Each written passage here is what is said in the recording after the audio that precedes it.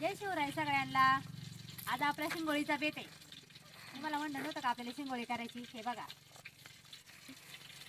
बघा कशी केली मी शिंगोळी. जमती का मला करायला.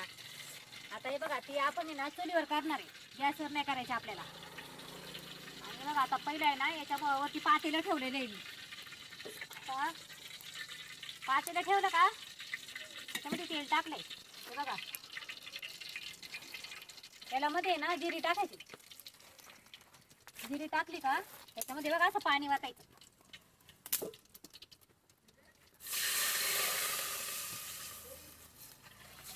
पाणी वाटायचं, पाण्याला उकळी येऊन द्यायची जरा 5 मिनिटं.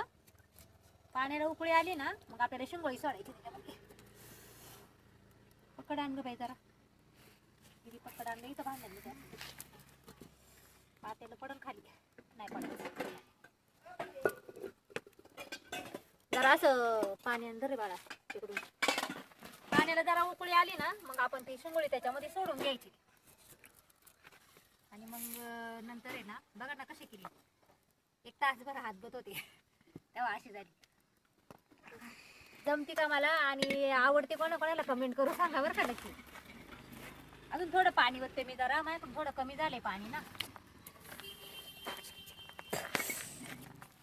आता 2 मिनिटात त्याला उकळी येईल. उकळी आली का आपल्याला ते येडे त्याच्यात सोडून घ्यायचं. आणि ते येडे सोडले का त्याच्यामध्ये आपल्याला आपण वाटण बनवणार आहे ते वाटण त्याच्यात कालून घालायचं. शेंगदाणे, खोबरं, लसूण, जिरी आणि लाल मिरची वाटण करायचं त्याचं.